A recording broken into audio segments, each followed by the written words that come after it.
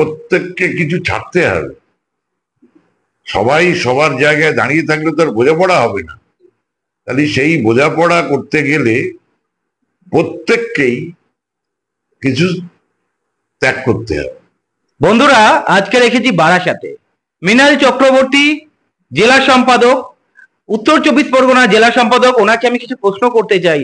Sir, এখনো পর্যন্ত বারাসাতে প্রার্থী ঘোষণা হলো না, কি বলবেন আপনি?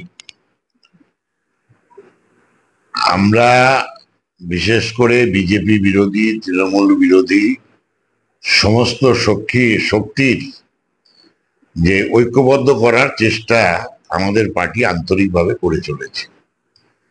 এটা আমাদের রাজনৈতিক লাইন।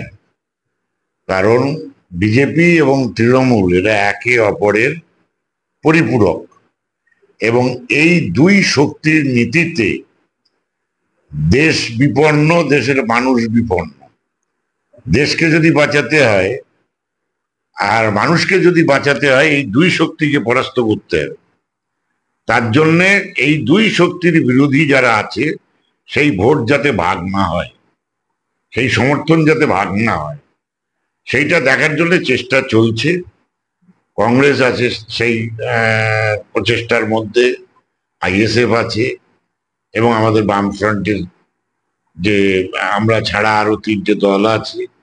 এই সবার মধ্যে আলাপ আলোচনায় একটু সময় লাগছে, কিন্তু আমাদের ইমিডিয়েট আজকে 6:15 বামফ্রন্টের রাজ্য রাজ্য চেয়ারম্যান আর কি, বামফ্রন্টের চেয়ারম্যান বিমান বসু, তিনি একটা সাংবাদিক বৈঠক করবেন। আশা করি আজকে নিশ্চয়ই, আগে তো উনি একটা ঘোষণা করেছেন 3য় দফা পর্যন্ত, এবার 4র্থ দফায় অনেকটাই পরিষ্কার হবে। তারা প্রার্থী ঘোষণা করেছে, কিন্তু তারাও জোটে আশাবাদী। আমরাও আমাদের দরজা খোলা রেখেছি এবং সেই অনুযায়ী আলোচনা চলছে। অতএব এই দুপক্ষরই যখন একটা ইচ্ছা আছে, তখন একটা নিশ্চয়ই সমাধান সূত্র বেরোবে এবং একসাথেই আমরা লড়াই করব, এই আশা আমরা করি। এরপরে যদি কেউ মনে করে যে সে এই বোঝাপড়া থেকে বেরিয়ে যাবে, তো সেটা তার দায়িত্ব। কিন্তু আমরা চাই, একেবারে 100% চাই যে এই বোঝাপড়াটা সার্বিক বোঝাপড়া হোক, অটুট বোঝাপড়া হোক, এবং সেই বোঝাপড়ার মধ্যে দিয়ে এই নির্বাচনে দেশ বিরোধী এই দুই শক্তি, মানুষ বিরোধী এই দুই শক্তি যাতে আমরা পরাস্ত করতে পারি। যার একটা কঠিন প্রশ্ন হতে পারে, বারাসাত লোকসভা কেন্দ্রে আইএসএফ এর প্রার্থী দেখা যাবে না ফরওয়ার্ড ব্লকের প্রার্থী দেখা যাবে? দেখুন, এটা রাজ্য স্তরে আলোচনা হচ্ছে, এটা জেলা স্তর থেকে এইভাবে বলা যায় না। ফরওয়ার্ড ব্লকও প্রার্থী দিয়েছে, ফরওয়ার্ড ব্লকে বামফ্রন্টের বোঝাপড়া অনুযায়ী বারাসাত আসনটা এ যাবৎ পর্যন্ত ফরওয়ার্ড ব্লকই লড়েছে।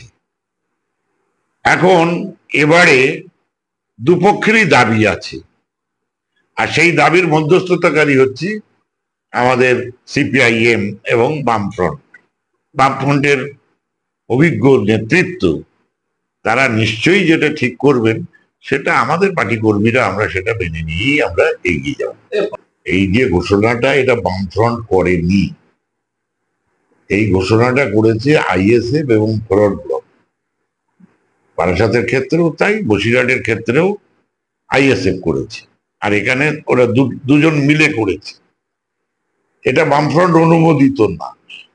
অতএব আলোচনা যখন চলছে, তারাও আলোচনার দরজা খোলা রেখেছে, তাহলে নিশ্চয়ই এর একটা সমাধান সূত্র বেরোবে। এবং বোঝাপড়া করতে গেলে তো প্রত্যেককে কিছু ছাড়তে হবে। সবাই সবার জায়গায় দাঁড়িয়ে থাকলে তো আর বোঝাপড়া হবে না। তাহলে সেই বোঝাপড়া করতে গেলে প্রত্যেককেই কিছু ত্যাগ করতে হবে।